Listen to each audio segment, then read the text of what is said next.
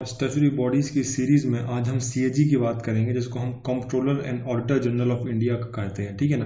तो सबसे पहला क्वेश्चन तो आपको यही होगा कि इसको कंट्रोलर क्यों लिखा जाता है, इसको कंट्रोलर क्यों नहीं बोलते, जिसको हम सामान्यतः कंट्रोलर लिखते हैं या नियंत्रक बोलते हैं, वो क्यों नहीं लिखा जाता है।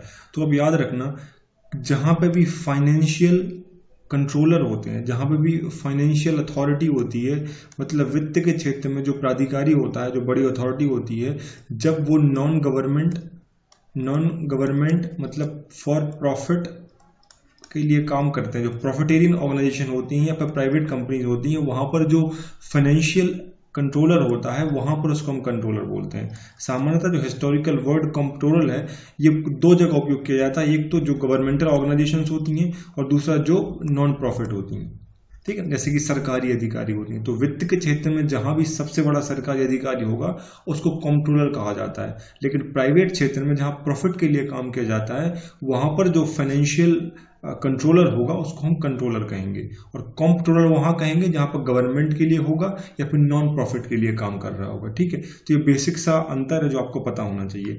तो इस कॉन्स्टिट्यूशन की सीरीज में हमने अभी तक election commission, state election commission की बात की थी। फिर थर्ड और फोर्थ लेक्चर में हमने यूनियन पब्लिक सर्विस कमीशन और स्टेट पीएससी की बात की थी। पांचवी सीरीज में आज हम सीएजी के बारे में बात करेंगे। ये वीडियो थोड़ा सा बड़ा होगा क्योंकि मेरा प्रयास ये है कि हम इसको अधिक से अधिक डिटेल में समझने की कोशिश करें, ताकि इस टॉपिक को आप बहुत अच्छे से समझ पाएं और इस टाइप के हर टाइप के क्वेश्चन, चाहे मेंस में आए चाहे प्री में आए, आप उसको सॉल्व कर पाएं।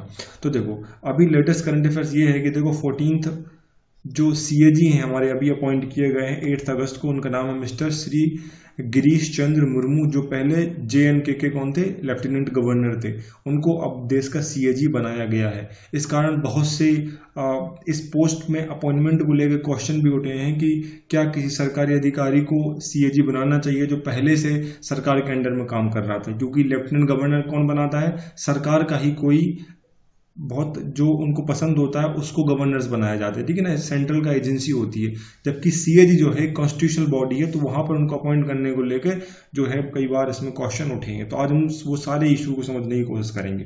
तो देखो सीएजी होता क्या है, सबसे पहले हम ये समझते हो। देखो, सीएजी एक अथॉरिटी है जो आर्टिकल 148 ऑफ हमारे कॉन्स्टिट्यूशन में जो है उसके अंतर्गत स्टेब्लिश किया गया है। ये ऑडिट करता है कौन, all the receipt and all the expenditure of the government of India and the state governments.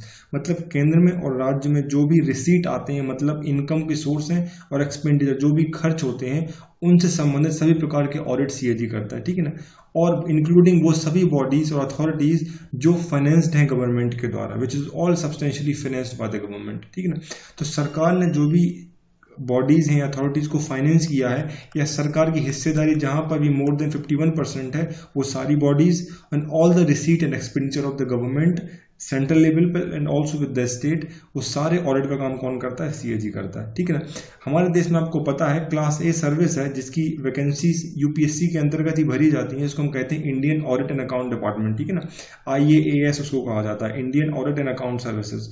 उसके रिक्रूटमेंट भी यूपीएससी करता है। वो जो है सीएजी के अंदर ही काम करती है। मतलब इस जो डिपार्टमेंट होगा, Indian audit and account department, इसका टॉप मोस्ट अथॉरिटी कौन होता है, सीएजी होता है। ठीक है ना, और इसके जो ऑफिसर्स होते हैं सेंट्रल और स्टेट लेवल पे ऑडिट का काम करते हैं। ठीक, तो यही बात हिंदी में लिखी गई है कि एक क्या है, ऐसा प्राधिकरण है जो संविधान के अनुच्छेद 148 के अंतर्गत काम करता है और भारत सरकार और राज्य सरकार की सभी प्राप्तियों और व्यय से संबंधित लेखा जोखा कार्य करता है। और वो सभी निकाय जो वित्त पोषित हैं सरकार के द्वारा, और सभी प्राधिकरण, उन सब की ऑडिट का काम, लेखा जोखा रखने का काम सीएजी के द्वारा किया जाता है। ठीक है ना, तो साथ ही ये भारतीय लेखा परीक्षा और लेखा विभाग का प्रमुख होता है। मतलब सीएजी जो होगा Indian audit and account department का टॉप अथॉरिटी होता है। अब जब संविधान बना था तब डॉक्टर अंबेडकर ने सीएजी के बारे में क्या कहा था, क्योंकि आपको बता चुका हूं मैं कि कॉन्स्टिट्यूशनल प्रोविजन है और जब भारत का संविधान स्वीकार किया गया था तब से सीएजी की पोस्ट है। उन्होंने ये कहा था कि I am in my opinion, sorry यहाँ पर आप रखना इन माई ओपिनियन, ठीक है, that the dignity or office is probably the most important officer in the constitution। उन्होंने कहा था कि सबसे important authority है। ठीक है ना, he is the one who is going to see the expenses voted by the parliament are not exceeded or varied from what has been laid down by the parliament in the appropriation act। appropriation act जब bill कब पास किया जाता है, जब आपको consolidated fund of India से पैसे निकालने होते हैं। तो अगर आपने जितना पैसा निकाला है और उसको खर्च किया है तो उससे संबंधित कोई भी प्रकार की एरर तो नहीं है, जांच करने वाला सबसे बड़ा ऑफिसर कौन है, सीएजी होता है। ये बात डॉक्टर अंबेडकर ने कही थी, तो मेरी ओपिनियन में सबसे डिग्निटरी ऑफिसर है ये, ठीक ना, जो ये जांच करेगा कि पार्लियामेंट से जो पैसा निकाला गया है उसका सही उपयोग हो रहा है कि नहीं हो रहा है। तो ये बहुत ही जो है रिस्पॉन्सिबल इंस्टीट्यूशन है जो पूरे देश में ऑडिट का काम करता है, ठीक है ना। इसको दूसरे शब्दों में chief guardian of public purse भी कहा जाता है, ठीक है ना। मतलब जो पब्लिक पर्स है उसका मेन गार्जियन होता है, मतलब पर्स से कितना पैसा जा रहा है कितना आ रहा है इसका ध्यान रखने वाला गार्जियन कहा जाता है। संविधान में प्रोविजंस आपकी बात करूं तो कॉन्स्टिट्यूशन में पार्ट 5 है, जो पार्ट 5 में बात सीएजी की कही गई है, और पार्ट 5 में आपको स्पेसिफिकली बताऊं तो चैप्टर 5 में सीएजी के लिए प्रावधान है, ठीक है ना। तो पार्ट 5 चैप्टर 5 कॉन्स्टिट्यूशन के आर्टिकल 141 से 151, मतलब 148 है, 149 है, 150 और 151 है, मतलब 4 आर्टिकल में जो है सीएजी की बात की गई है। फर्स्ट सीएजी थे, उनका नाम था मिस्टर वी नरहरि राव, जो 1948 से 54 के बीच में देश के सीएजी रहे थे। इसके बाद देखो अब हम हिस्ट्री समझ लेते हैं कि सीएजी की हिस्ट्री क्या रही है। सबसे पहले 1858 में क्या हुआ था, जब 1857 का रिवोल्ट हुआ था तो पूरा का पूरा जो ईस्ट इंडिया कंपनी का एडमिनिस्ट्रेशन था सीधे सीधे ब्रिटिश क्राउन के अंतर्गत चला गया था। तो उसके बाद सबसे पहले office of accountant general establish किया गया था और उसके हेड को एडिटर जनरल कहा जाता था। तो ऑफिस को अकाउंटेंट जनरल कहते थे और जो उसका हेड है उसको ऑडिटर जनरल कहा जाता है, ठीक है ना। तो पहली बार जो महान लेखा परीक्षा का पद है वो एस्टेब्लिश किया गया था 1858 में, ठीक है ना। और 1860 में जो पहले ऑडिटर जनरल बने थे हमारे देश के, उनका नाम था Edward Drummond. Edward Drummond was the first person who was established as the accountant general of India, ठीक है। तो अकाउंटेंट जनरल ऑफिस है और उसको जो हेड है उसको ऑडिटर जनरल कह रहे हैं, ठीक है ना। उसके बाद 1884 में फिर कंट्रोलर एंड ऑडिटर जनरल दिया गया। देखो यहाँ पर 2 वर्ड होते हैं, एक होता है कंट्रोलर। जब कंट्रोलर को कहा जाता है तो वो अकाउंटेंट होता है, मतलब अकाउंट का ध्यान रहता है, ठीक है ना। और जब ऑडिटर जनरल होता है तो वो ऑडिट करता है, ठीक है ना। ये बात आप याद रखना। तो कंट्रोलर का काम है मतलब अकाउंटिंग का काम भी करेगा, और ऑडिटर जनरल है तो ऑडिट का काम करेगा। तो ऑडिट कब किया जाता है, जब वो एक्सपेंसेस हो जाता है कि कहाँ कहाँ कैसे कैसे खर्च हुए, मतलब प्रोविजन कितना किया गया था कि कहाँ पर कितना खर्च होना है और जो है वो कहाँ पर कितना किया गया। और अकाउंटेंट जो होता है वो पूरे प्रकार के जो भी बैलेंस होंगे उसका ध्यान रखेगा। अकाउंटेंट इस चीज़ के लिए रिस्पॉन्सिबल होता है कि वो एडवाइस करता है गवर्नमेंट को कि कैसे पैसा खर्च करना चाहिए। वो एडवाइजर होता है, वो बताता है कि किस फॉर्मेट में सारे बैलेंस शीट्स बनाने चाहिए, ठीक है ना।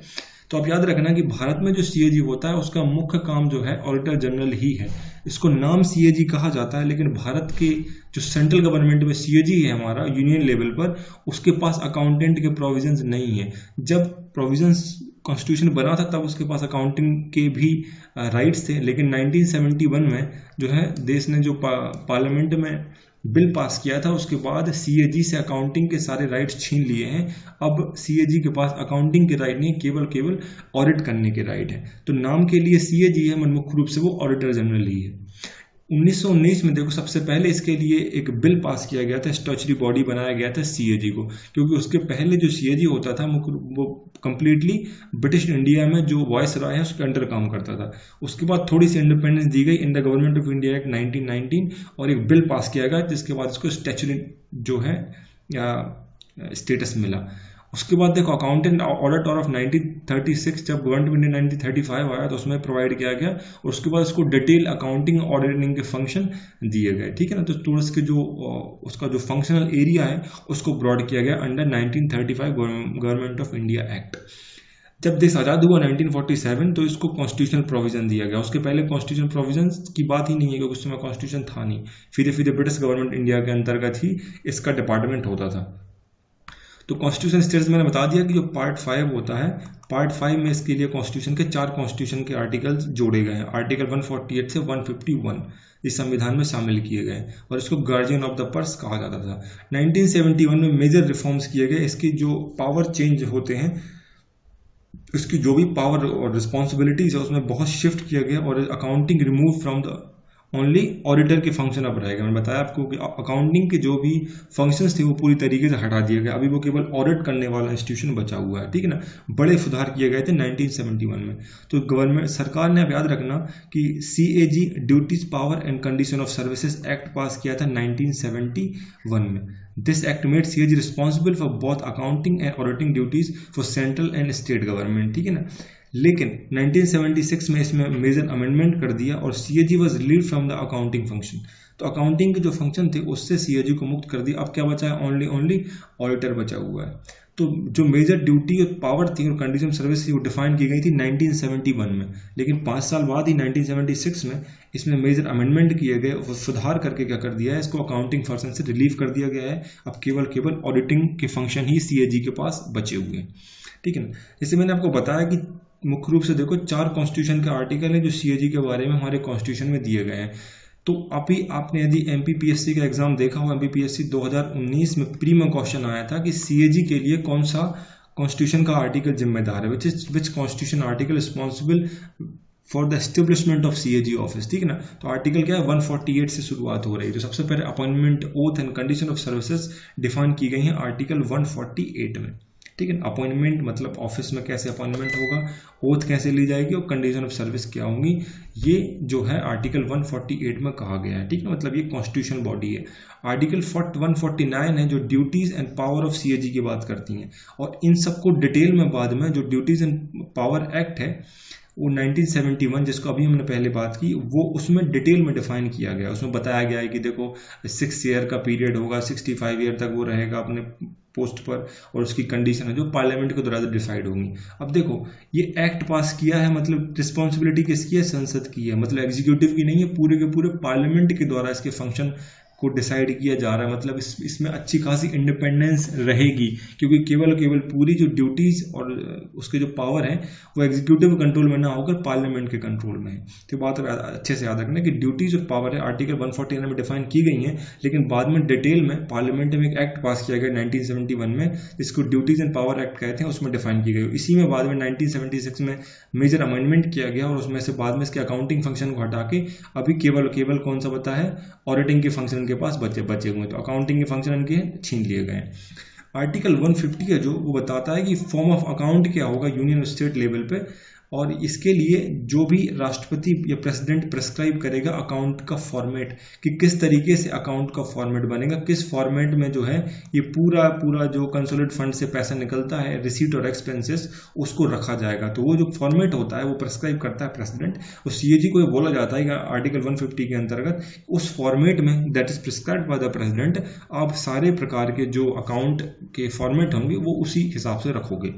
आर्टिकल 151 में ये कहा गया है कि आप जो एनुअल रिपोर्ट बनाओगे, ऑडिट की रिपोर्ट, वो आप सबमिट करोगे प्रेसिडेंट को और स्टेट लेवल पर करोगे गवर्नर को, और बाद में जब आप दोनों रिपोर्ट उनको दे दोगे तो दोनों जो कॉन्स्टिट्यूशनल हेड हैं वो पार्लियामेंट के दोनों हाउसेस में वो रिपोर्ट रखेंगे। तो पार्लियामेंट के हाउस मतलब प्रेसिडेंट की बात करना, अगर रिपोर्ट गवर्नर को दे दी जाएगी, राज्य की रिपोर्ट, स्टेट की रिपोर्ट, तो वो स्टेट असेंबलीज में यदि दोनों हाउस है तो दोनों हाउस में रखेगा, और एक हाउस है तो एक हाउस में रखेगा, ठीक है ना। तो उस लेखा की रिपोर्ट राष्ट्रपति के द्वारा रखी जाती है, और फिर पार्लियामेंट में रिपोर्ट रखने के बाद क्या होता है, उसके लिए स्पेसिफिक कमेटी बनाई जाती है। जैसे आपने नाम सुना होगा PAC कमेटी बनती है, एक पब्लिक अकाउंट कमेटी बनती है, एक POCU बनती है, ठीक है, आपने नाम सुने होंगे, सॉरी COPU बनती है, जैसे कि कमेटी ऑन पब्लिक अंडरटेकिंग जिनको हम कहते हैं। ये कमेटी को उस एनुअल रिपोर्ट की जांच करती है कि CAG ने रिपोर्ट बनाई है रिसीट और एक्सपेंसेस की वो सही है कि नहीं है। तो इस तरीके से देखो पार्लियामेंट को रिस्पॉन्सिबल बनाया गया है उस सारे काम के लिए। तो CAG पूरी रिसीट और एक्सपेंसेस की जांच करेगा, एनुअल रिपोर्ट बनाएगा, और रिस्पेक्टिव कॉन्स्टिट्यूशनल जो हेड है, संवैधानिक प्रमुख हैं, उनको अपनी रिपोर्ट सौंप देगा।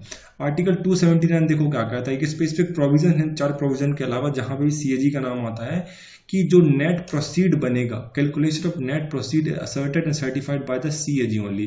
अब आप पूछोगे कि नेट प्रोसीड क्या होता है, तो देखो पूरे साल में हमारे देश में टैक्स कलेक्ट किया जाता है पूरे राज्यों से, ठीक है ना, और मान लो कि 100 एक्सपेंस मान लो कि 100 रुपए का टैक्स कलेक्ट होता है पूरे साल में, और ये टैक्स कलेक्ट करने की जो प्रोसेस होती है तो उसमें पूरा रेवेन्यू डिपार्टमेंट काम करता है। वो सपोज 5 रुपए जो है राज्य स्टेट के खर्च होते हैं इस 100 रुपए कलेक्ट करने में, रेवेन्यू डिपार्टमेंट के एक्सपेंस होते हैं 5 रुपए, तो नेट प्रॉफिट यहाँ पर कितना हुआ 95 रुपए।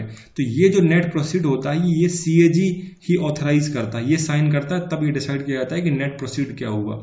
तो पूरे साल में जब टैक्स कलेक्शन होता है उसके बाद CAG फाइनल करता है कि इतना टैक्स कलेक्ट हुआ है, तो वो नेट प्रोसीड होता है, उसमें से वो पैसा हटा दिया जाता है जो उस प्रोसेस में टैक्स कलेक्शन में खर्च हुआ है, ठीक है ना। तो actual tax collection minus expense of the collection, मतलब उस प्रोसेस में जो खर्च हुए होते हैं उसको नेट प्रोसीड करते हैं। तो आर्टिकल 279 में नेट प्रोसीड की बात की गई है और वो CAG के द्वारा ही सर्टिफाई किया जाता है, ठीक है ना। आपको पता है कॉन्स्टिट्यूशनल बॉडीज में हमारे जो स्केड्यूल हैं 12, उनमें third schedule oath and affirmation से संबंधित है। तो क्योंकि CAG एक कॉन्स्टिट्यूशनल बॉडी है तो थर्ड स्केड्यूल में भी CAG का नाम है कि जो oath and affirmation to be made by CAG of India at the time of assumption of office, जब वो अपना ऑफिस ग्रहण करेगा तो ओथ और अफर्मेशन क्या लेगा, वो हमारे कॉन्स्टिट्यूशन के थर्ड स्केड्यूल में बात बताई गई है। तो ये सारे कॉन्स्टिट्यूशनल प्रोविजन हैं जो CAG से संबंधित हैं।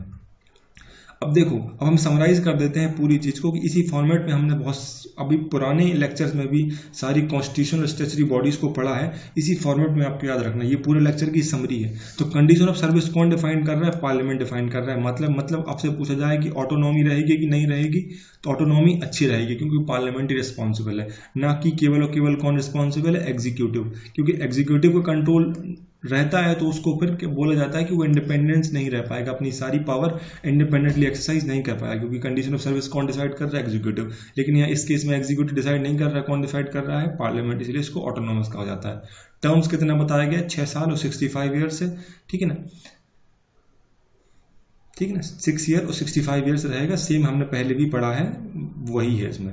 एक्सपेंडिचर जितने भी खर्च होंगे इस ऑफिस के ऑडिट करने के, जितने भी खर्च होंगे वो चार्ज होंगे किस पे, कंसोलिडेटेड फंड ऑफ इंडिया में, जिसको हम भारत की संचित निधि कहते हैं, जिसके अंदर प्रोविजन होते हैं आर्टिकल 266 में जिसकी बात कही गई है। तो आर्टिकल 266 में जो है कंसोलिडेटेड फंड ऑफ इंडिया की बात की गई है, आर्टिकल 261 में जो है कंटिजेंसी फंड इंडिया की बात की गई है, और 266B में जो है जो आपका पब्लिक अकाउंट की बात की गई है, ठीक है ना। तो आप याद रखना, तो सारे के सारे जो पैसे हैं वो कंसोलिडेटेड फंड ऑफ इंडिया पर जो है चार्ज होते हैं, उस पर भारित होते हैं। मतलब यहाँ पर भी ऑटोनॉमी अच्छी खासी रहेगी क्योंकि एग्जीक्यूटिव कंट्रोल में नहीं है कि नेगेटिवली इम्पैक्ट करें उसकी पीरियड के टाइम पे उसके फंक्शन को, ठीक है ना। अपॉइंटमेंट देख चुके हैं कि प्रेसिडेंट के द्वारा होंगे, यहीं पर इसका सबसे ज्यादा क्रिटिसिज्म होता है। जैसे अभी मैंने बात की कि जो जम्मू कश्मीर के लेफ्टिनेंट गवर्नर थे उनको अपॉइंट किया गया है CAG, तो वहां पर जो बहुत देश में एक बार फिर से वही क्वेश्चन शुरू हो जाते हैं कि कॉन्स्टिट्यूशनल बॉडी के जो अपॉइंटमेंट है वो एक रिस्पॉन्सिबल कमिटी के द्वारा होने चाहिए, जिसमें आप प्रेसिडेंट को भी ले लो, CGI को भी ले लो, प्रेसिडेंट या प्राइम मिनिस्टर किसी एक को ले लो, उसमें CGI को ले लो, चीफ जस्टिस ऑफ इंडिया को ले लो, ऑपोजिशन लीडर को ले लो, दोनों हाउसेस के। इस तरीके से कमिटी बना, वो डिसाइड करे किसको अपॉइंट होना चाहिए, ना कि केवल एग्जीक्यूटिव डिसाइड कर ले। क्योंकि प्रेसिडेंट का मतलब क्या होता है, प्रेसिडेंट इंडिपेंडेंट तो होता नहीं, मतलब चीफ मिनिस्टर और काउंसिल, प्राइम मिनिस्टर और काउंसिल मिनिस्टर की एड एंड एडवाइस पे ही काम करता है प्रेसिडेंट। तो यहाँ पर एग्जीक्यूटिव का बहुत कंट्रोल है, तो यहाँ पर आप ध्यान रखना, इसका बहुत क्रिटिसिज्म होता है क्योंकि एक इंडिपेंडेंट बॉडी है, ठीक है ना। पोस्ट रिटायरमेंट अपॉइंटमेंट पूरी तरीके से नहीं हो सकते। अगर आप एक बार CAG बन जाते हो तो आप स्टेट गवर्नमेंट, सेंट्रल गवर्नमेंट में कोई भी पोस्ट नहीं ले सकते। तो यहाँ पर भी हम कह सकते हैं कि अच्छी खासी इंडिपेंडेंस दी गई है कि कोई भी इसको अफेक्ट नहीं कर सकता है, ठीक ना। रिमूवल देखो, इसको सारे के सारे एक सुप्रीम कोर्ट के जो सुप्रीम कोर्ट के जज हैं उसके सारे पावर दिए हुए हैं, ठीक है ना। तो जज को जैसे हटाया जा सकता है वही उसी प्रोसेस के द्वारा सेम ग्राउंड पर एक CAG को भी हटाया जाता है, ठीक है ना। तो यहाँ पर याद रखना, it is not on the pleasure of president. अगर एक बार वो पोस्ट अडॉप्ट कर लेता है तो वो प्रेसिडेंट के प्लेजर पर नहीं है, वो एक सुप्रीम कोर्ट के जज के जैसे पावर एक्सरसाइज करेगा और इंडिपेंडेंट बॉडी की तरह बिहेव करेगा। तो आपको पता है कि SC के जज के लिए क्या प्रोसेस होता है। तो आपको पता है लोकसभा में हो तो आपको 100 मेंबर्स का सहयोग चाहिए होता है, राज्यसभा में हो तो 50 मेंबर्स जो होते हैं सबसे पहले अपने अपने स्पीकर को बोलते हैं कि हमको इनके खिलाफ जो है इम्पीचमेंट का प्रोसेस चलाना है। स्पीकर एक्सेप्ट कर सकता है, रिजेक्ट भी कर सकता है। अगर एक्सेप्ट कर लेता है तो दोनों हाउस में 2/3 majority present in voting which should be more than the 50% of each house, मतलब स्पेसिफिक मेजोरिटी जिसको हम कहते हैं उसके द्वारा दोनों हाउसेज में इसको बिल पास होना चाहिए, जो बहुत ही डिफिकल्ट प्रोसेस है। मतलब 2/3 मेजोरिटी से दोनों हाउसेस में बिल पास करवाना which should be more than 50%, मतलब 50% जो हाउस की स्ट्रेंथ है उससे ज़्यादा होना चाहिए और 2/3 बहुमत होना चाहिए दोनों हाउसेस में जो वोट करें कि इनको पद से हटाना है। तो मतलब अच्छी खासी इंडिपेंडेंस है, इसलिए इसका हटाना जो है इनको अपने पद से बहुत मुश्किल बनाया गया है। तो याद रखना आप कि सीएजी की सारी सुप्रीम कोर्ट के जज के जैसे पावर एक्सरसाइज होती हैं।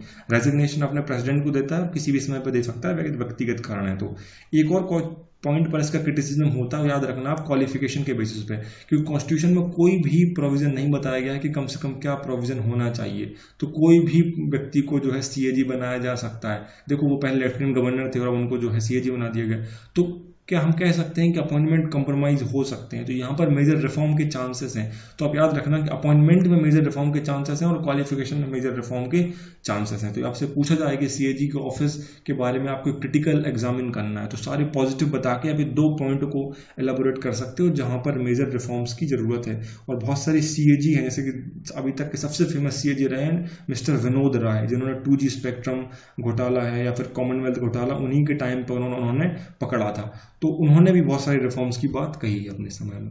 तो फंक्शंस हम समझ लेते हैं क्या होते हैं। तो मैंने आपको बता दिया कि जो मेजर ड्यूटीज एंड पावर हैं और कंडीशन ऑफ सर्विसेज है वो 1971 में पार्लियामेंट्री एक्ट के द्वारा डिफाइन की गई हैं, ठीक है ना। और उसी को बाद में 1976 में अमेंड कर दिया गया था और अकाउंटिंग के फंक्शन उनसे छीन लिए। अब केवल ऑडिटर उसको कहा जाना चाहिए। तो देखो सीएजी नाम के लिए मतलब ये सी जो है ये कोई काम का नहीं है, मतलब ऑडिटर जनरल ही है एक प्रकार से, लेकिन सीएजी जो कि पहले से चला आ रहा है इसलिए सीएजी उसको कहा जाता है, ठीक है। अब देखते हैं कि अकॉर्डिंग टू द एक एक्ट है जो एक्ट 1971 में पास हुआ था, इसके द्वारा सीएजी कौन कौन सी रिपोर्ट को ऑडिट कर सकता है, क्योंकि यहाँ पर एक अच्छा क्वेश्चन बनता है और यूपीएससी प्रीलिम्स तक में इसके क्वेश्चन आए हुए हैं। उसमें पूछा जाता है कि which of the following statement is true for the CAG, ठीक है ना। तो उसके कुछ प्रोविजंस हमको समझते हैं। अब देखो ध्यान से, all the receipt and expenditure from the consolidated fund of India of the state and union territory, मतलब राज्य के और केंद्र के जो भी संचित निधि होंगे उनमें से जो भी प्राप्तियां आएंगी उसमें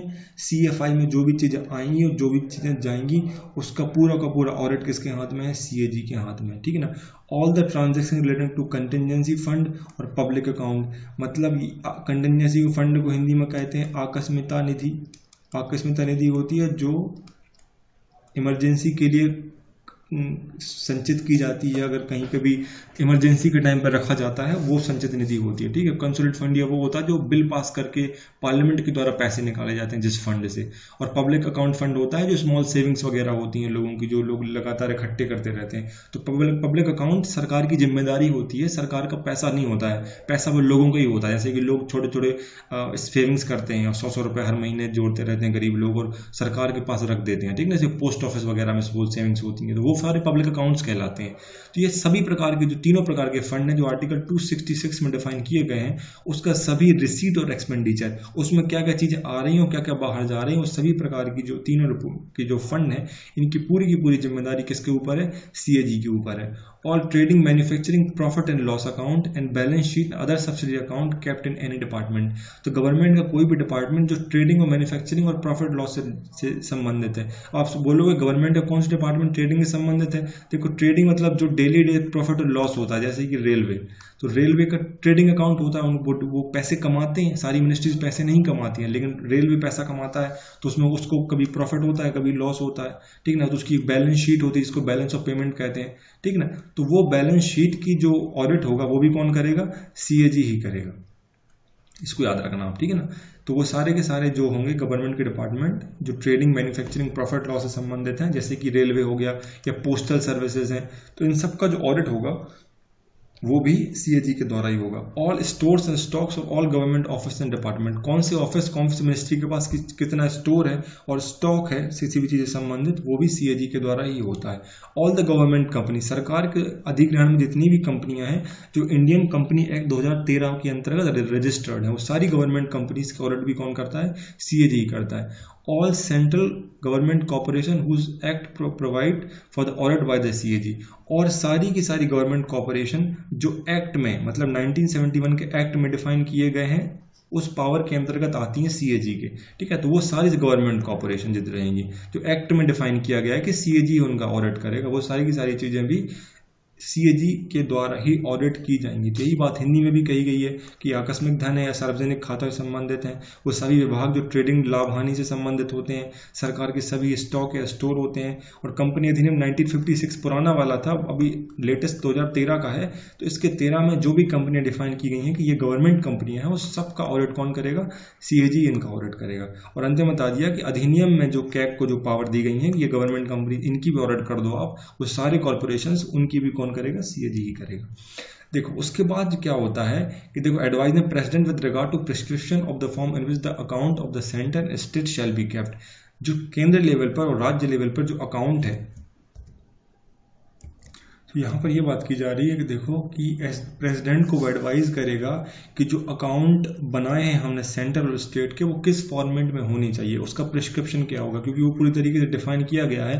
क्योंकि आपको हर साल का इतना सारा डेटा रखना होता है, तो प्रेसिडेंट ही एडवाइज करता है, मतलब दोनों जो होते हैं, सीएजी बताता है प्रेसिडेंट को कि ये फॉर्मेट बेस्ट रहेगा, इस फॉर्मेट को आप एक्सेप्ट करो। अल्टीमेटली प्राइम मिनिस्टर तो at advice of prime minister और काउंसिल ऑफ मिनिस्टर्स के ही करता है, बट वो मिलकर डिसाइड करते हैं कि वो फॉर्मेट क्या होगा। ये आर्टिकल 150 की हम बात पहले ही कर चुके हैं कि वो फॉर्मेट क्या होगा जिसमें सभी प्रकार के अकाउंट सेंट्रल और स्टेट के रखे जाएंगे, ठीक है। तो प्रिस्क्रिप्शन क्या होगा, वो फॉर्मेट क्या है जिसमें वे रखे जाएंगे। आर्टिकल 151 की भी हम पहले बात कर चुके हैं कि वो अपनी रिपोर्ट सबमिट करता है। ये भी उसका फंक्शन है कि एनुअल रिपोर्ट सबमिट करेगा, सेंट्रल गवर्नमेंट की देगा प्रेसिडेंट को और स्टेट गवर्नमेंट की देगा गवर्नर को, ठीक है ना। और बाद में वो जो प्रेसिडेंट और गवर्नर है अपने अपनी रिस्पेक्टिव टेरिटरी में, अपने पार्लियामेंट में और स्टेट असेंबलीज में, वो दोनों हाउसेस में वो रिपोर्ट रखते हैं, ठीक है ना। और ये भी बात हम पहले कर चुके हैं वहां पर कि नेट प्रोसीड भी कौन डिफाइन करता है, जो आर्टिकल 279 में बात की गई है, वो भी सीएजी ही बताता है। वो बताता है कि इतना पैसा टैक्स का कलेक्ट हुआ है और इतना पैसा जो है प्रोसेस में खर्च हुआ है, तो अब फाइनल कितना है, ठीक है ना।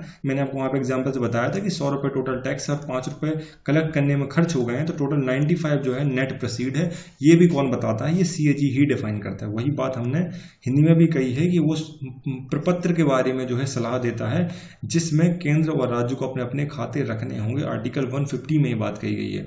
दूसरी बात ये कही है कि ऑडिट रिपोर्ट अपनी राष्ट्रपति को देगा सेंट्रल लेवल पर, और राज्य में देगा अपने अपने गवर्नर को, और वो संसद के दोनों सदनों में वो बात रखी जाएगी। किसी भी कर की जो शुद्ध आय होती है वो पता किया जाता है। और याद रखना, सीएजी जब तक सर्टिफाई नहीं करेगा, जब तक वो टैक्स रेवेन्यू जो है फाइनलाइज नहीं मानी जाती है, सीएजी ही उसको फाइनलाइज करता है, ठीक है, वो सर्टिफाई करता है, ठीक है। तो ये नेट प्रोसीड क्या है वो आप याद रखना, उसको शुद्ध आय कहते हैं, करगत शुद्ध आय उसको हिंदी में कहेंगे हम। तो कुल जो कर है उसमें से कुल संग्रहण करने का जो खर्च हो जाएगा उसको माइनस कर देंगे, तो उससे प्राप्त कुल आय आपको प्राप्त हो जाएगी, ठीक है। जो मैंने अभी एग्जाम्पल से समझाई थी। किसी भी टैक्स को कलेक्ट करने, मान लो टैक्स 100 रुपये कलेक्ट हुआ है पूरे देश में किसी भी प्रकार का कर, ठीक है ना, और उसको कलेक्ट करने में 5 रुपए आपके खर्च हो गए हैं, तो कुल जो नेट प्रोसीड रहेगा, कुल शुद्ध आय है, वो 95 मानी जाएगी। और इस पर साइन और सर्टिफाई कौन करेगा? सीएजी के द्वारा ही किया जाएगा।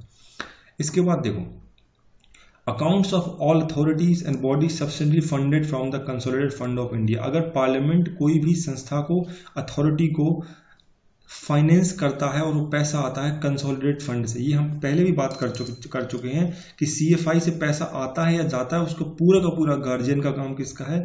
वो सीएजी का ही है, तो वो इसी के अंदर इंक्लूड रहेगा, ठीक है ना। Accounts of any authority even though not substantially funded by the government at either by the request of the government president और सीएजी's ओन इनिशिएटिव।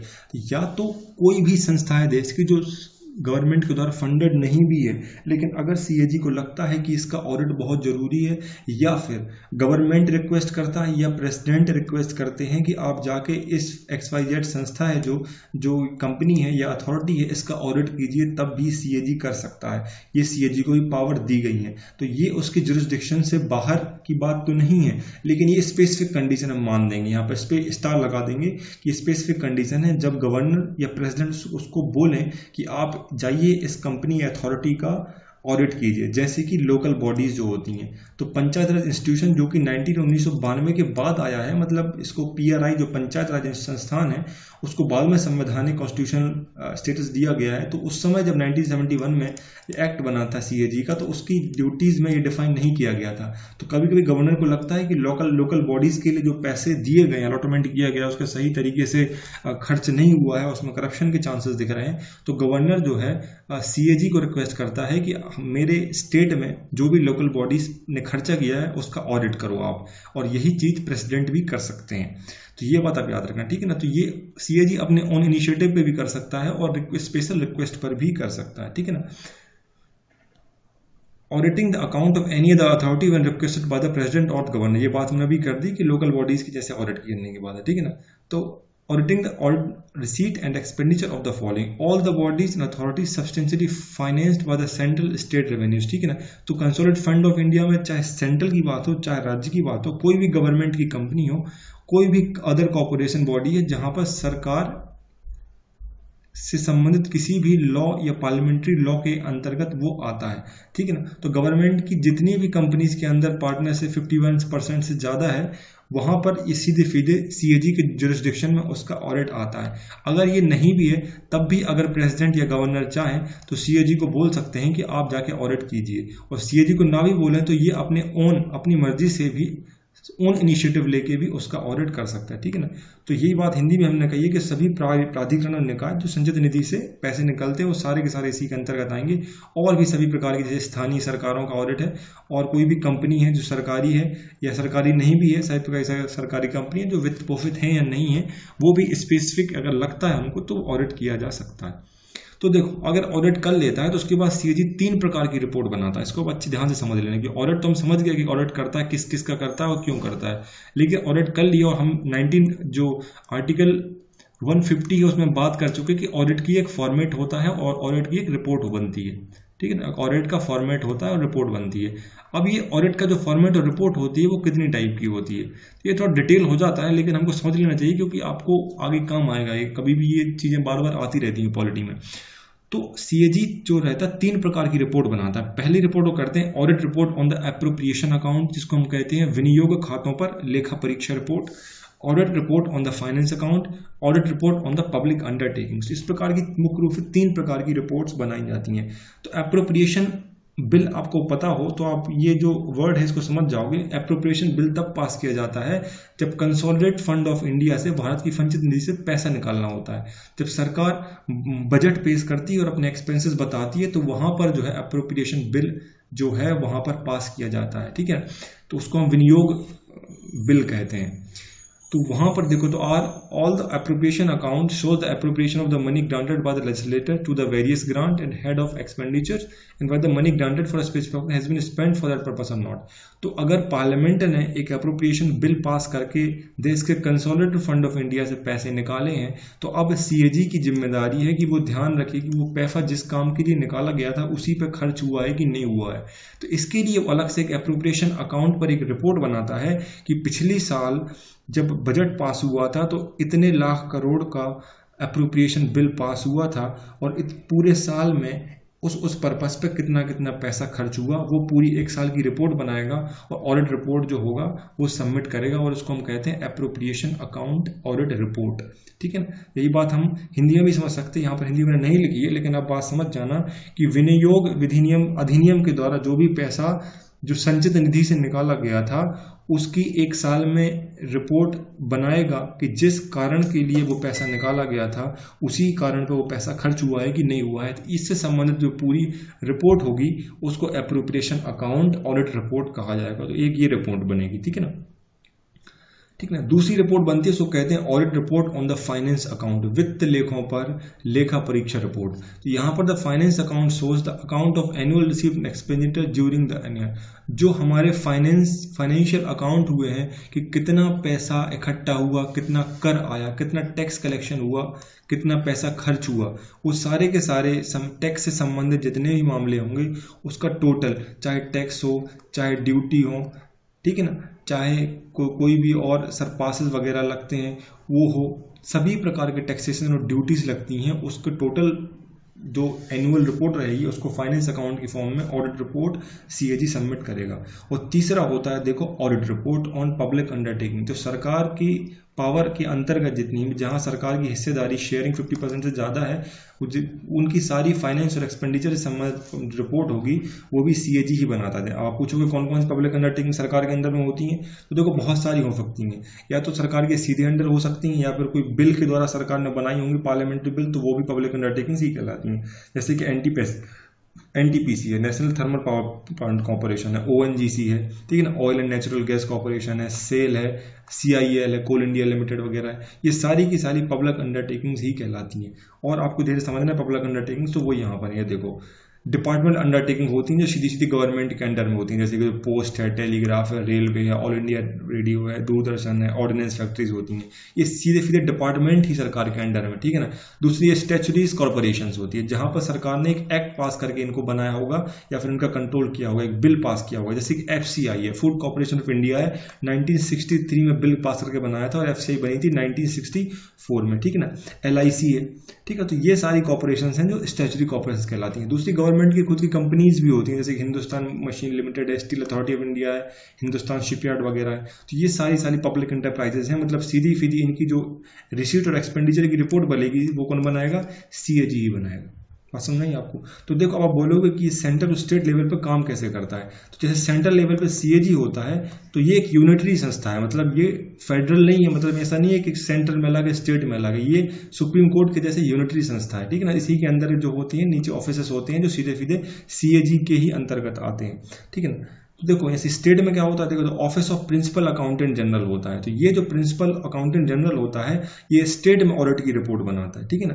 तो ये जो कहाँ से आता है, ये Indian audit and account department होता है, हमने बताया था। इसका सुपर हेड कौन होता है, सीएजी होता है, उसके अंतर्गत काम करता है, ठीक है ना। जो सीएजी के अंतर्गत ही काम करते हैं। तो देखो सबसे टॉप अथॉरिटी कौन हो गई, सीएजी हो गई हमारा, ठीक है ना।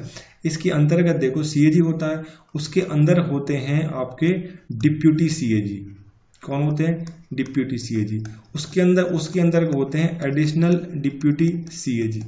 अभी देश में एक तो सीएजी हम एक ही हैं, आपको पता है, डॉक्टर जीसी मुर्मू हैं जो हमारे सीएजी हैं। डिप्टी सीएजी वर्तमान में लगभग 7 डिप्यूटी सीएजी हैं जो किसको रिपोर्ट करते हैं, सीएजी को रिपोर्ट करते हैं। अब एडिशनल डिप्यूटी सीएजी कितने हैं, करंटली 9 वर्किंग डिप्यूटी सीएजी हैं जो इसी हायरार्की को फॉलो करते हैं। अब आपको पता होना चाहिए इसी के अंडर में क्या आता है, Indian audit and account services आता है। ये पूरा डिपार्टमेंट भी सीएजी के ही अंदर आता है। तो इसके ऑफिसर्स होते हैं सेंट्रल स्टेट लेवल पर। तो स्टेट लेवल पर मैंने बता दिया कि स्टेट लेवल पर जो टॉप अथॉरिटी होगा ऑडिटिंग वाला उसको हम कहते हैं क्या, अकाउंटेंट जनरल, या फिर कभी कभी कहते हैं प्रिंसिपल अकाउंटेंट जनरल। ये जो पीएजी होता है ये स्टेट का सबसे बड़ा अकाउंटेंट जनरल होता है और ये हायरार्की फॉलो करेगा, ठीक है ना। ऐसे ही सेंट्रल लेवल के भी ऑफिसर्स होते हैं जिनको हम कहते हैं प्रिंसिपल डायरेक्टर कहा जाता है, इनको पीडी कहा जाता है, प्रिंसिपल डायरेक्टर होते हैं, ठीक है ना। तो यही हायरार्की फॉलो होगी। ये सेंट्रल लेवल पर प्रिंसिपल डायरेक्टर्स होंगे, स्टेट लेवल पर प्रिंसिपल अकाउंटेंट जनरल होंगे। ये इस तरीके से रिपोर्ट करेंगे आगे। प्रिंसिपल अकाउंटेंट जनरल जो होंगे वो आपको प्रिंसिपल डायरेक्टर्स को रिपोर्ट करेंगे। प्रिंसिपल डायरेक्टर्स जो होंगे वो एडिशनल डिप्यूटी सीएजी को रिपोर्ट करेंगे। डिप्यूटी सीएजी बाद में डिप्टी सीए को करेगा और वो सीएजी को रिपोर्ट करेंगे। तो यूनिटरी संस्था होती है और इंडियन ऑडिट और अकाउंट सर्विसेज है, ये डिपार्टमेंट होगा, इसका सुपीरियर कौन होगा, सीएजी होगा। ये क्लास 1 ऑफिसर्स होते हैं, ए ग्रेड की पोस्ट होती है, जहां पर भर्ती कहां से होती है, यूपीएससी से इनके अपॉइंटमेंट किए जाते हैं। यूपीएससी में जो cadre अपॉइंटमेंट होते हैं, यूपीएससी में उसमें एक सर्विस भी होता है, जैसे आईएएस आईपीएस होता है, ऐसी आईएएस सर्विस भी होती है जो इंडियन ऑडिट अकाउंट सर्विसेज कहलाती है। उसका टॉप हेड सीएजी होता है। तो आईएएस में कोई टॉप पोस्ट ले सकता है, वो डिप्टी सीएजी तक पहुंच सकता है, ठीक है ना। बाद में डिप्टी सीएजी में से कोई एक सीएजी बनाता है, वो डिपेंड करता है किस पर, गवर्नमेंट पर, ठीक है ना। तो ये बात याद रखना आपको। तो सेंट्रल लेवल पर जो सीएजी होता है वो सीएजी हो गया हमारा मेन, और स्टेट लेवल पर कहलाता है प्रिंसिपल अकाउंटेंट जनरल, जो स्टेट के कंसोलिडेटेड फंड ऑफ इंडिया से जो भी खर्च होगा और जो भी रिसीप्ट आएंगे उसकी रिपोर्ट बनाएगा। तो आप यह ध्यान रखना, जो प्रिंसिपल अकाउंटेंट जनरल है वो अपनी एनुअल रिपोर्ट बनाएगा, ठीक है ना। तो आप, लेकिन हमने आपको पहले बताया है कि गवर्नर को भी एनुअल रिपोर्ट कौन देता है, सीएजी ही देता है। तो आप याद रखना कि जो प्रिंसिपल अकाउंटेंट जनरल जब एनुअल रिपोर्ट बनाएगा अपने स्टेट की, तो वो सीधे सीधे किसको देगा, वो सीएजी को देगा वो रिपोर्ट, और सीएजी उसको अप्रूव करेगा और बाद में सीएजी उसको किसको दे देगा, गवर्नर को दे देगा, ठीक है। और सेंट्रल लेवल पर वो सीधे के सीधे किसको दे देगा, प्रेसिडेंट को दे देगा।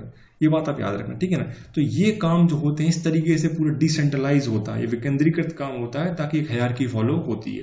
तो स्टेट लेवल पर सबसे बड़ा अकाउंटिंग ऑफिसर होता है वो प्रिंसिपल अकाउंटेंट जनरल होता है। अगर मैं एग्जाम्पल की बात करूं एमपी की, तो एमपी में जो ग्वालियर जिला है, ग्वालियर में पीएससी का ऑफिस होता है, प्रिंसिपल अकाउंटेंट जनरल का ऑफिस एमपी में कहां पर है, वो है ग्वालियर में। इसकी एक ब्रांच कहां पर, भोपाल में भी है, जहां पर एक और एडिशनल अकाउंटेंट जनरल होता है वो बैठता है, और प्रिंसिपल अकाउंटेंट जनरल जो होता है वो ग्वालियर में उसका ऑफिस है। ये बात आप याद रखना। एक डिस्ट्रिक्ट में एक से ज्यादा अकाउंटेंट जनरल भी हो सकते हैं, ठीक है ना। तो वो डिपेंड करता है। तो अब आप बोलोगे कितने सारे डिप्यूटी सीएजी और एडिशनल सीएजी क्यों बनाए जाते हैं? ये सारे डिपार्टमेंट को अलग अलग क्लब कर दिया जाता है। जैसे कि मैंने आपको बताया पब्लिक अंडरटेकिंग्स जो होती हैं उसका अलग कर दिया, स्टैचुटरी बॉडीज को अलग कर दिया, ठीक है ना, जनरल एडमिनिस्ट्रेशन को अलग कर दिया। इस प्रकार इसको डिसेंट्रलाइज करके जो हायरार्की को फॉलो किया जाता है, तो हायरार्की में टॉप पे कौन आता है? सीएजी आता है। तो 3 प्रकार की रिपोर्ट की हमने बात की कि audit report on finance account बनेगा, audit report on appropriation account बनेगा और audit report on the public undertakings बनेगा। मतलब ये वित्तीय मामलों पे ऑडिट रिपोर्ट बनेगी, विनियोग मामलों पर ऑडिट रिपोर्ट बनेगी और जो सरकारी प्राधिकरण है उन पर ऑडिट रिपोर्ट बनेगी। और तीनों की तीनों जो रिपोर्ट होंगी वो किसको दे दी जाएंगी? प्रेसिडेंट को। अब आप देखना प्रेसिडेंट क्या करेगा, मैंने बताया था कि पार्लियामेंट में रखेगा दोनों हाउसेज में और फिर दोनों हाउसेज में एक कमेटी बनती है। तो आप अच्छे से याद रखना कि जो फाइनेंस अकाउंट और एप्रोप्रिएशन अकाउंट होते हैं ये दोनों अकाउंट की रिपोर्ट किसको जाती है? पीएसी को जाती है, जिसको पब्लिक अकाउंट कमेटी कहा जाता है। और पीएससी जो होती है उस सीएजी की रिपोर्ट को एनालिसिस करती है और बाद में कुछ कमेंट होता है तो पार्लियामेंट में वो किया जाता है। और जो पब्लिक अंडरटेकिंग्स के लिए जो कमेटी बनती होती है उसको कोपू कहते हैं। कोपू का मतलब होता है कमेटी ऑन पब्लिक अंडरटेकिंग्स, ठीक है ना। तो 2 प्रकार की कमेटीज बनती हैं जो तीनों प्रकार की रिपोर्ट जो सीएजी द्वारा सबमिट की गई है उसकी जांच करती हैं। तो पहली बता दी, पहली रिपोर्ट होती है audit report on the finance account, audit report on the appropriation account, audit report on the public undertaking. तीनों रिपोर्ट प्रेसिडेंट को दी जाएंगी। 2 रिपोर्ट जो है कि पार्लियामेंट के द्वारा पब्लिक अकाउंट कमेटी को जाएगी और 1 रिपोर्ट जो होगी पब्लिक अंडरटेकिंग की वो कमेटी ऑफ पब्लिक अंडरटेकिंग को ही जाएगी। यही बात हमने यहाँ पे कही गई है कि सेंट्रल अकाउंट की जो ऑडिट रिपोर्ट होगी प्रेसिडेंट को जाएगी, उसके बाद दोनों हाउस ऑफ पार्लियामेंट को जाएगी, ठीक है ना।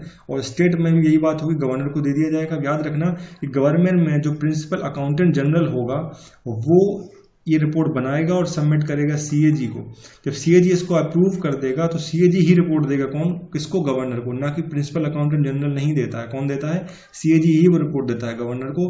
और गवर्नर वो रिपोर्ट किसको देता है? दोनों हाउसेस ऑफ जो स्टेट असेंबली के रहेंगे, दोनों हैं तो दोनों में, एक है तो एक में, ऐसे रखी जाएंगी। आप पूछोगे लिमिटेशन क्या है इस ऑफिस की? देखो तो कॉन्स्टिट्यूशनल बॉडी है लेकिन फिर भी बहुत सारी लिमिटेशन इस ऑफिस के साथ हैं। देखो पहली बात तो यह है कि पोस्ट फैक्ट ऑडिटिंग की जा रही है। पार्लियामेंट पैसा निकाल रहा है, खर्च कर दे रहा है। अब खर्च करने के बाद ये जांच करने की जिम्मेदारी किसकी है? सीएजी की है। ये कहलाती है पोस्ट फैक्ट ऑडिटिंग, मतलब खर्च होने के बाद की जांच जो होती है, लेखा है, जो रिकॉर्ड है वो खर्च होने के बाद किया जा रहा है, ठीक है। तो यहाँ पर जो है केवल और केवल एक रिकॉर्ड और डेटा जनरेट करने का ही काम हो जाता है, गलतियां पकड़ने का ही मामूली काम हो जाता है। इसमें मेन पावर कब रहेगी? जब पैसा खर्च करते टाइम भी सीएजी से क्या एडवाइस ली जा रही है, तो इस टाइम पे उसको क्वेश्चन करने की कोई पावर नहीं है। तो कई बार जो रिसोर्सेज का वेस्टेज हो जाता है और सीएजी उसको समझा सकता था कि कैसे खर्च होना चाहिए, किस तरीके से आप करो तो जो बेनिफिशियरीज तक पहुंचेगा, वो एडवाइस नहीं ली जाती है, तो रिसोर्सेज वेस्ट हो जाते हैं पूरी तरीके से। स्पेंडिंग पे कोई भी कंट्रोल नहीं है। कंसोलिडेटेड फंड इंडिया का पूरा कंट्रोल पार्लियामेंट का, वो अपने तरीके से खर्च कर सकते हैं। लेकिन अब याद रखना यूके और यूएसए में जो सीएजी होता है वो बहुत पावरफुल होता है। वो केवल ऑडिटर जनरल नहीं होता, वो वास्तव में कंट्रोलर भी होता है। समझ रहे हो? तो कंट्रोलर का मतलब तभी है जब आप पैसा निकल रहा है वहां भी अपनी एड एंड एडवाइस दे सको, वो उस पर भी कोई प्रोविजंस हो जो पैसे निकालने संबंधित राइट सीएजी को दिया है, तब वो कंट्रोलर होता है। खर्च कर दिया और बाद में जांच करने वाला तो केवल ऑडिटर जनरल ही बचता है, ठीक है ना। तो वास्तव सीएजी कौन होता है? यूके और यूएस में होता है, जहां पर उसको मनी कैसे खर्च हो रहा है उसके प्रोविजंस, उसको पावर दिए गए हैं। भारत में नाम सीएजी का है लेकिन पावर केवल एजी की है, मतलब केवल ऑडिटर जनरल ही होता है। बहुत सारी एक्सपेंसेस होते हैं, मतलब जो खर्च हैं, बहुत सारी सीक्रेट सर्विसेज जैसे कि इंटेलिजेंस ब्यूरो है, रॉ एंड एनालिसिस विंग है, रॉ है, सीक्रेट सर्विसेज का काम करते हैं। इनको भी गवर्नमेंट बहुत सारा फंड देती है और इनका सारा का सारा जो एक्सपेंसेस होता है वो सीएजी की लिमिट से, परव्यू से बाहर रखा जाता है। तो बहुत सारी एडवाइस दी जाती हैं कि जैसे कि सरकार बहुत सारी, आपको बताऊं तो जो भी सेफ्टी वाले इंस्ट्रूमेंट खरीदती है, ठीक है ना, सेफ्टी से संबंधित होते हैं, या फिर आर्मी की जो परचेसिंग की जाती है, राफेल की कितना बड़ा जो इशू हुआ था। तो इस प्रकार की बहुत सारी जो चीजें जिनका ऑडिट जो है सरकार अपने पास रखती है और उसको सीएजी के जो टेरिटरी है, उसकी जो जुरिस्डिक्शन पावर है, उससे बाहर रखे जाते हैं। अभी मैंने आपको बताया कि जो पंचायत राज इंस्टीट्यूशंस हैं, जो पंचायत राज हैं और शहरी निकाय हैं, क्योंकि ये 1992 में इनको कॉन्स्टिट्यूशन बॉडी बनाया गया, तो सारी स्टेट में लगभग 1993 से ये शुरू की गई है। और सीएजी का जो एक्ट है वो 1971 में बना था, पावर रिस्पॉन्सिबिलिटी ड्यूटीज वाला एक्ट, तो उसमें पीआरआई को इंक्लूड नहीं किया गया है। तो अभी भी जो पंचायत राज और जो अर्बन लोकल बॉडीज हैं उनका ऑडिट ये नहीं करता है, लेकिन गवर्नर रिक्वेस्ट करके सीएजी को बोल सकता है, तब वो करता है, लेकिन नॉर्मली नहीं किया जाता है। ठीक है, तो आप याद रखना कि ये बहुत बड़ी इसकी वीकिंग है, क्योंकि पंचायत राज इंस्टीट्यूशन में बहुत पैसा जाता है और वो पूरा करप्शन में चला जाता है, और सीएजी के बहुत सारा ऑडिट करने का काम सीएजी के अंतर्गत नहीं है। चौथा सबसे बड़ा जो इंप्रूवमेंट होना चाहिए और जो लिमिटेशन है वो है कि पीपीपी मॉडल बेस्ड कंपनीज होती हैं, और सरकार बहुत सारे जितने भी एंटरप्राइजेस चला रही है आजकल पीपीपी मॉड पे चला रही है, समझ रहे हैं, मतलब प्राइवेट पार्टनरशिप वगैरह जो होते हैं वो सारे पीपीपी मोड पे चलाने के बाद जितनी भी कंपनियां हैं, अब वहां पे एक अथॉरिटी होती है गवर्नमेंट और एक अथॉरिटी होती है प्राइवेट। ठीक है ना, तो अब गवर्नमेंट की यदि हिस्सेदारी इसमें 51% से ज़्यादा नहीं है तो हम बात कर सकते हैं कि वहाँ पर जो है सीएजी ऑडिट नहीं करेगा। तो ऐसा ही हो रहा है कि गवर्नमेंट आजकल सारे के सारे जो जितने भी इनिशिएटिव्स ले रही है वो पीपीपी मॉडल पे लिए जा रहे हैं, और वो सारे जो है सीएजी के परव्यू से बाहर आते हैं। तो वहाँ बहुत ज़्यादा चांसेस हैं कि यहाँ करप्शन और पैसे का गलत इस्तेमाल हो सकता है। तो सबसे बड़ा रिफॉर्म जो जरूरी है वो यही है कि चूंकि फ्यूचर पीपीपी बेस्ड ही है, अब सरकार फुली फंडेड कोई भी वेंचर स्टार्ट नहीं करती, वो चाहती है कि प्राइवेट लोग आके इन्वेस्ट करें और फिर वो काम शुरू हो। तो यहाँ पर जो है हम चाहते हैं कि सीएजी के जो परव्यू में ये सब चीज़ें आनी चाहिए। अगला है जो स्कीम इम्प्लीमेंटिंग एनजीओज होती हैं, बहुत सारी एनजीओ यदि सरकार के द्वारा फंडेड होती हैं तो वो सीएजी के अंडर आ जाती हैं, लेकिन फंड सरकार का खुद का खर्च कर रही है, लेकिन उसको इम्प्लीमेंट करने का काम, उसको लागू करने का काम किसी एनजीओ को दिया गया है, और बहुत मामूली पैसा वो एनजीओ जो है एनुअली चार्ज करती हैं। तो ऐसी स्कीम इम्प्लीमेंट करने वाली एनजीओ को भी हमको चाहते हैं कि सीएजी के परव्यू में आ जाए। तो ये ओवरऑल जो मैं बता रहा हूँ कि इसमें रिफॉर्म की बहुत ज़रूरत है। ये सबसे बड़ा जो रिफॉर्म चाहिए वो ये है कि जो 1971 ड्यूटी वाला एक्ट है उसको स्कोप को प्रोवाइड करो। 2013 में एक रिपोर्ट बता दी थी कि 60% of government spending does not come under the scrutiny of the CAG. एक बहुत इंपॉर्टेंट रिपोर्ट है, और आपको याद रखना कभी भी आप इस पर अच्छा क्वेश्चन लिखोगे तो ये एनालिसिस और डेटा जरूर लिखना आपकी। ये रिपोर्ट है 2013 की जो कह रही कि 60% गवर्नमेंट स्पेंडिंग जो है आज भी सीएजी के अंतर्गत नहीं है। कुछ रिफॉर्म सजेस्ट किए गए हैं, क्योंकि रिफॉर्म बेस्ड क्वेश्चन जरूर पूछ जाते हैं कि लिमिटेशन क्या है और रिफॉर्म्स क्या है। तो लिमिटेशन मैंने आपको बताई, तो रिफॉर्म भी आप समझ सकते हो। विनोद राय देश के बहुत ही सक्सेसफुल और जाने माने सीएजी रहे हैं, ठीक है ना, और हमेशा लाइमलाइट में रहे हैं पिछले कुछ साल। तो बहुत बड़े बड़े मेगा करप्शन स्कैम हुए हैं, 2G स्पेक्ट्रम हुआ, commonwealth games, coal mine allocation वगैरह, वो सारे के सारे जो घोटाले हुए थे वो यूपीए के टाइम पे, कांग्रेस गवर्नमेंट के टाइम पे, उसमें सीएजी विनोद राय ने ही पकड़े थे, ठीक है ना। उन्होंने कुछ रिफॉर्म सुझाए हैं। देखो, पहला अभी बता दिया मैंने आपको कि ऑल प्राइवेट पब्लिक पार्टनरशिप्स हैं उन सबको, पंचायत राज सभी इंस्टीट्यूशन को और सभी गवर्नमेंट फंडेड सोसाइटीज हैं उस सीएजी के एम्बेड में लेके आओ, मतलब सीएजी की जो अधिकार में लेके आओ आप सभी private funded and partnerships, panchayat Raj institution और सभी सरकारी के द्वारा फंड किए जाने वाली सभी कंपनियां और जो सहकारी संस्थान है वो सब। 1971 का जो एक्ट है उसको अमेंड करो, ठीक है ना, और जो चेंजेस इन द गवर्नमेंट की रिक्वायरमेंट है उसके हिसाब से उसको स्कोप को उसको बढ़ाओ, ठीक है ना। A collegium type mechanism to choose a new CAG in the line of selecting chief vigilance commissioner, ठीक है ना। तो अभी मैंने आपको बताया कि अपॉइंटमेंट सरकार के द्वारा हो रहा है, सरकार के द्वारा नियुक्ति की जा रही है। 2012 में जो मिस्टर आडवाणी थे उन्होंने भी ये रिकमेंडेशन दिया था कि एक 5 मेंबर बॉडी बना लो, एक प्राइम मिनिस्टर ले लो, आप सीजीआई ले लो, ठीक ना, अब लोकसभा स्पीकर ले लो और अपोजिशन लीडर ले लो, दोनों हाउसेस के, ठीक है ना। इनके हिसाब से 5 मेंबर एक कमेटी बनाओ और ये कमेटी डिसाइड करे कि अपॉइंटमेंट किसका होना चाहिए। ये कॉलेजियम बोलेंगे इसको हम, ठीक है ना। तो ये 5 मेंबर बॉडी को कॉलेजियम बोलेंगे। ये डिसाइड करेगा कि जो है किस व्यक्ति को अपॉइंट किया जाना चाहिए। तो दोनों हाउसेस के अपोजिशन लीडर और सीजीआई भी हैं, तो ये जो है सही डिसीजन ले पाएंगे किस व्यक्ति को उस पोस्ट पर पहुंचना चाहिए। तो सबसे बड़ा सॉल्यूशन ये है कि amendment of duties power act 1975 इसको अमेंड करके ब्रॉड कर दो और इसको जो दायरा है उसको बढ़ा दो सीएजी का। अब कुछ प्रैक्टिस क्वेश्चन है, अभी हमने जो समझा उसके बेसिस पे अगर आप सारे क्वेश्चन आसानी से कर पा रहे हो तो आपको कंसेप्ट अच्छे से समझ में आ गया है। तो देखो, सबसे पहला क्वेश्चन ये है, who determine the salary allowance other terms of service of the CAG office. तो जो भी महालेखा परीक्षक के सेवा के वेतन भत्ते और अन्य शर्तों का निर्धारण कौन करता है। तो कई बार क्या होता है कि हम को सारी कॉन्स्टिट्यूशनल बॉडीज जो होती हैं हमको पता है कि सारी प्रेसिडेंट डिसाइड करता है, तो सीधे प्रेसिडेंट लगा देते हैं। पर अब याद रखना है कि बहुत ही ऑटोनोमस इंस्टीट्यूशन है, ऑटोनोमस बॉडी है, और जो ऑटोनोमस उनको कहा जाता है जहां सारी चीजें कौन डिसाइड करता है, पार्लियामेंट डिसाइड करता है। तो सही आंसर क्या होगा, पार्लियामेंट।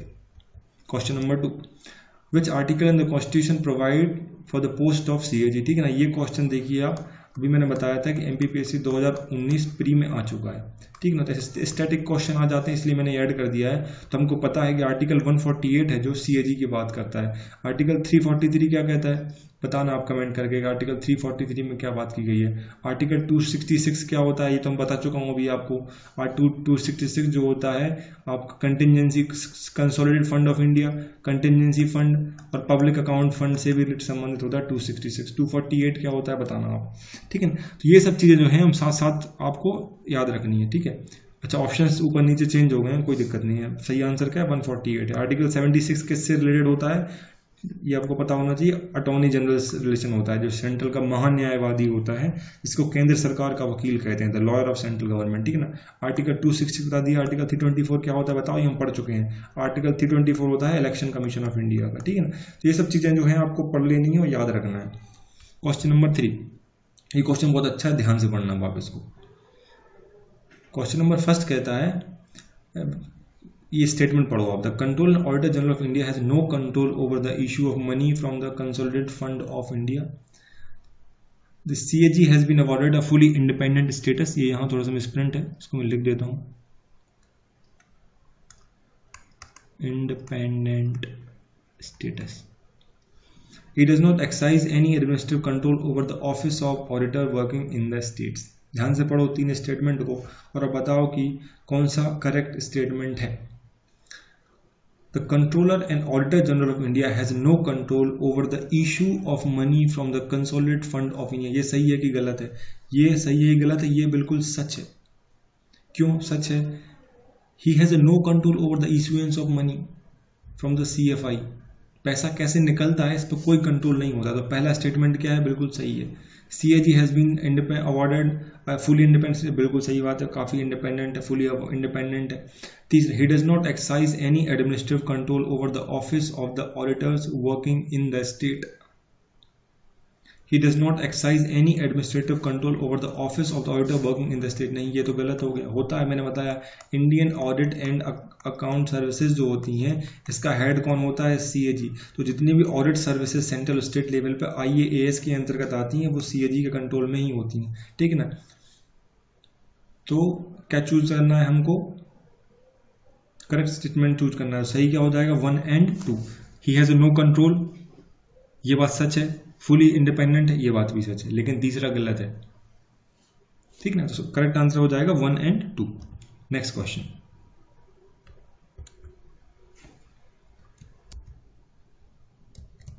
नेक्स्ट क्वेश्चन देखो। नेक्स्ट क्वेश्चन है, CAG is an agent of parliament and conduct audit of expenditure on behalf of the parliament. ध्यान से पढ़ो इस क्वेश्चन को। CAG is an agent of parliament and conduct audit of the expenditure on the behalf of the parliament. बिल्कुल सही है, उनका ही representative है क्योंकि अल्टीमेटली कॉन्स्टिट्यूशन ने बनाया ऑडिट करने के लिए। तो पहला स्टेटमेंट क्या है, करेक्ट है। CAG submit his audit report relating to the account of the state to the president. CAG submit his audit report relating to the account of state to the president. क्या ये बात सच है, नहीं, ये बात गलत है। स्टेट की रिपोर्ट जो है वो प्रेसिडेंट को नहीं दी जाती, किसको दी जाती है, गवर्नर को दी जाती है। तो 2 स्टेटमेंट गलत हो गया। थर्ड देखो, CAG hold office for a period of 5 years और up to the age of 65। ये बात भी गलत है। कितना बताया था मैंने, 6 और 65 इसका टाइम होता है। तो सही स्टेटमेंट क्या है, 1 only। ठीक, next question, currently the controller auditor general of India interested with which of the following responsibility. ये बहुत अच्छा क्वेश्चन है, आप ध्यान से पढ़ना इसको, कि वर्तमान में इनको कौन कौन सी जिम्मेदारियां दी गई हैं। पहला, audit of the receipt and expenditure of the central and state government. यहाँ पर थोड़ा सा मिसप्रिंट है, मैं बता देता हूँ आंसर। ठीक है ना, पहला आपको समझ में आएगा, audit of the central and state government, all the receipt and expenditure of the central and state government. तो पहला तो देखो बिल्कुल सच हो गया, ये रिस्पॉन्सिबिलिटी तो दी हुई है। दूसरा हिंदी में पढ़ो, राज्यपाल द्वारा अनुरोध किए जाने पर किसी अन्य प्राधिकारी के खातों की लेखा की परीक्षा। ठीक है ना, audit of the account of any other authority when requested by the governor, ये बात भी बिल्कुल सच है, ठीक है ना। अगर गवर्नर चाहे तो किसी भी इंस्टीट्यूशन की ऑडिट रिपोर्ट के लिए रिक्वेस्ट कर सकता है। थर्ड है compiling and maintaining the account of central government, compiling and maintaining the account of central government, accounting का काम तो बिल्कुल गलत बात है, अकाउंटिंग का काम तो सेंट्रल गवर्नमेंट का रहा ही नहीं है, अकाउंटिंग का काम केवल और केवल स्टेट लेवल पे रहा है, ठीक है ना। तो स्टेट लेवल पे उसका CAG वाला काम है, लेकिन सेंट्रल लेवल पे क्या है, केवल और केवल AG वाला काम बचा हुआ है, ठीक है ना। तो ये बात गलत हो गई। चौथा, asserting and certifying the net proceed of any tax duty, ये बात बिल्कुल सच है, हम पढ़ चुके हैं कि जो नेट प्रोसीड होता है जो वो कौन डिसाइड करता है, वो CAG के द्वारा ही सर्टिफाई किया, जिसको हम कहते हैं कि शुद्ध आय क्या होती है, ठीक है ना। वो कौन डिफाइन करता है, CAG डिफाइन करता है। ये बात हमारी सच चल रही है। Controlling exchequer on behalf of parliament during financial emergency, जब आपको पता होना चाहिए आर्टिकल 356 में ये बात कही गई है, ठीक है ना। 3 आर्टिकल होते हैं, 352, 356 और 360, ये इमरजेंसी से रिलेटेड होते हैं। तो फाइनेंशियल इमरजेंसी के टाइम पे क्या पूरा कंट्रोल CAG के हाथ में होता है? नहीं, ये बात तो गलत है। ये किसने कहा? वित्तीय आपात के दौरान संसद की ओर से सरकारी खजाने का नियंत्रण करता है CAG? नहीं, ये गलत है, ऐसा नहीं हो सकता। अगला, audit of all the stores and stocks of the government office of department, audit of all the stores and stock of the government, ये हमने पढ़ा था, ये बात सच है। मतलब देखो 1, 2, 4 और 6 करेक्ट आंसर, मतलब सही आंसर क्या है, D। अगर आप ये सारे क्वेश्चन आसानी से कर चुके हो तो आपको टॉपिक बहुत अच्छे समझ में आ गया है। अब आप प्री और मेंस में किसी भी प्रकार के क्वेश्चन इस टॉपिक से रिलेटेड कर सकते हो। तो आप अपना फीडबैक जरूर देना कि आपको वीडियो कैसा लगा, कमेंट करके बताना कि आपने क्या सीखा और आपके कितने क्वेश्चन सही हुए हैं, ठीक है ना। अगर आपको वीडियो पसंद आया तो लाइक, कमेंट, सब्सक्राइब करके दूसरों से शेयर करना। आप जिस भी एग्जाम की तैयारी कर रहे हैं, ऑल द बेस्ट।